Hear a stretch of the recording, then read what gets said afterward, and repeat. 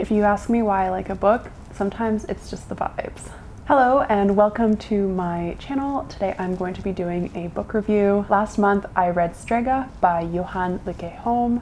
This is a book I purchased on my trip to Sweden, and this is a Swedish author, and I finally got around to reading this quite a while later, and I really liked this one.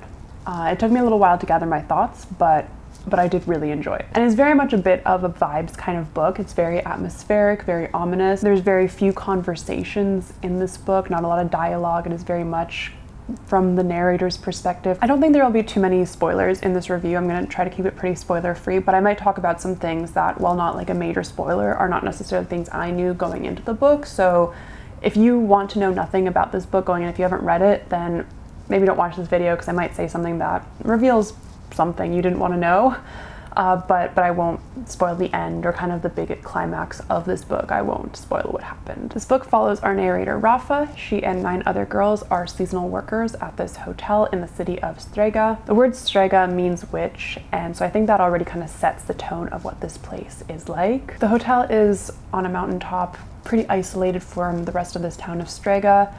Hotel Olympic it's called, and it is a very sort of towering, some sort of oppressive fixture in this area. And while these girls are seasonal workers, they're also given etiquette lessons by some of the other housekeepers or owners of this hotel, some of the other women that work there. When getting to this hotel, the girls see that it had once been quite a grand hotel, been painted this very bold red color that is now faded to a little bit pink.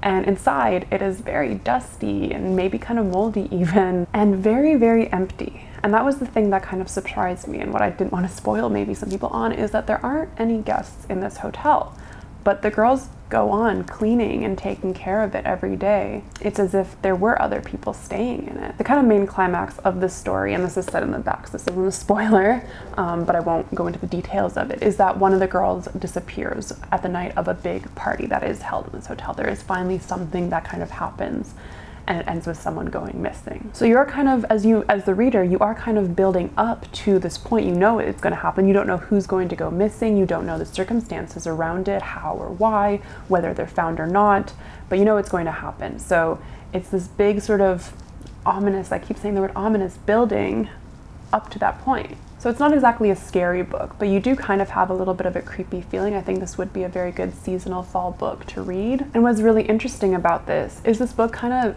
feels out of time, out of place, like otherworldly really. It's not specified what year or even decade this book is occurring. If I remember correctly, the author is Swedish, so I did imagine it takes place in Sweden, but I don't know that it for sure does. I believe the town of Strega is made up, maybe based upon something, but I don't know that it definitely exists. And because of that, I got some weird sort of nostalgic feelings. Although I have never lived in such an isolated place, I've never been a seasonal worker at a hotel, I don't live in Europe, nor have I ever.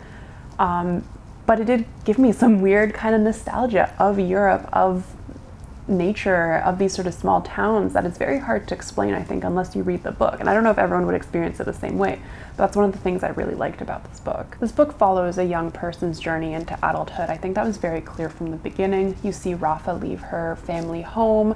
She leaves without really telling her parents. She leaves a note, and presumably they know about her going to work here, and I think they even encouraged her to. And there's a sort of, I don't know, trekking into that. There's sort of like, yeah, I'm going to be making my own path. But at the same time, a sort of uneasiness and not wanting to leave your childhood home that you've known so well. I think as young adults, we do sort of crave that independence, but there is always a little bit of fear holding us back. I was very excited to go to university when I started my undergrad program, but I remember I cried a little bit as my parents were leaving after they dropped me off. I was really wanting that freedom, but at the same time, it was very weird to leave my childhood home, even though at that point it wasn't permanent at all. I did go back to visit quite often, but I didn't live there anymore in the way that I had while I was in high school. So it was quite a change, and I think this book sort of gets that across as well. You are entering a new sort of stage in childhood, outside of childhood into adulthood. This book also explores female friendships in a pretty interesting way. They feel very like ritualistic. These girls kind of get up to all these things in nature and around the hotel.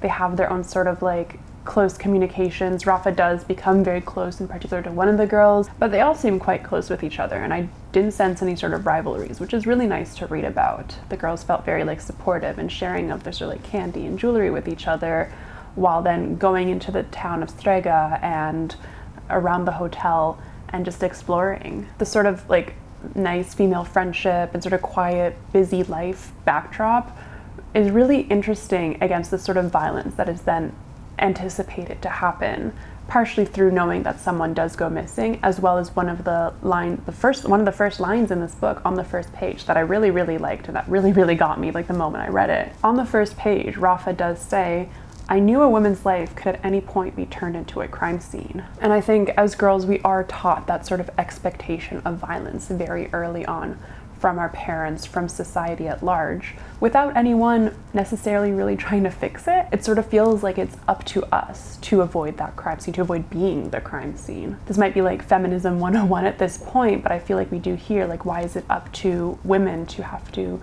watch out for these terrible things that could happen to us? Why aren't men taught not to do these terrible things? But it's true, and I think in this book, she sort of warns against that. And despite being in this very like women heavy like environment, there aren't even really many guests, or almost any guests in this book, male or female. You do kind of wonder like what could happen, and there is that sort of like care that needs to be taken wherever you go, wherever you're working, no matter who you're around. This book does kind of delve into these expectations of women to be leading these sort of busy, productive lives.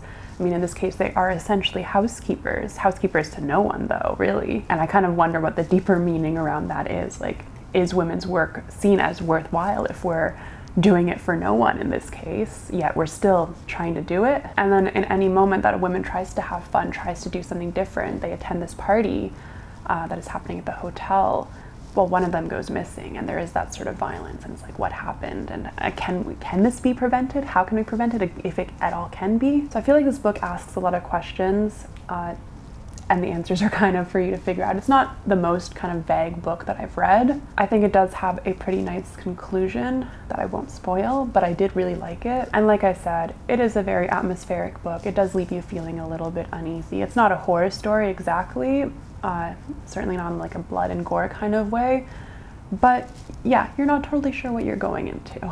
This book does not have the highest rating on Goodreads, and I think I can kind of understand why that is. It is kind of like a weird literary fiction kind of book that is a little bit vague. It doesn't follow a lot of, I don't know, standard book rating things.